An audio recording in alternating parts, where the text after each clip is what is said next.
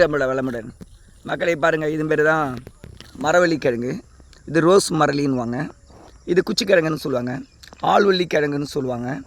அப்புறம் இது ரோஸ் மரளி. இது பேர் ரோஸ் மரவள்ளி. இந்த மரவள்ளின்னா அவ்வளோ சத்து உள்ள பொருள். இது கலர் இப்படி தான் இருக்கும். இது கருப்பு நிறத்தில் இருக்கும். மக்களுக்கு நிறைய பேருக்கு தெரியும் ஆனால் இது பயன்படுத்த மாட்டாங்க அதிகமாக. இதை அவிச்சு சாப்பிட்லாம். நல்லா சத்து ஆரோக்கியமாக இருந்தாங்க. இப்போது கம்பெனிக்காரனெலாம் வாங்கிட்டு போய் இதை ஹார்லிக்ஸ் செய்ய ஆரம்பிச்சிட்டாங்க. அவங்க நம்மக்கிட்டே வாங்கிட்டு போய் மறுபடியும் நம்மளே அவங்ககிட்ட வாங்கி சாப்பிட்றோம். நம்ம ஸ்ட்ரைட்டாக போயிட்டு கொல்லியில் விளையிற இடத்துல இல்லை மார்க்கெட்டில் வாங்கி சாப்பிட்டு உடம்பை நல்லா ஹெல்த்தியாக வச்சுக்கலாம். இதை சாப்பிட்டவங்கன்னா 100-110 வயசு வரைக்கும் வாழ்ந்தாங்க. இதை நல்லா வாங்கி சாப்பிடுங்க. இதை இந்த சைக்கிளெல்லாம் விற்பாங்க. இதுக்கு எப்படி சொல்லியிருப்பாங்கன்னா, ஆள்வள்ளி அண்டாவில் போட்டால் அலறி வெடிக்கும், குண்டானில் போட்டால் கும்பரி வெடிக்கும், சட்டியில் போட்டால் சட்டுன்னு வெடிக்குங்க.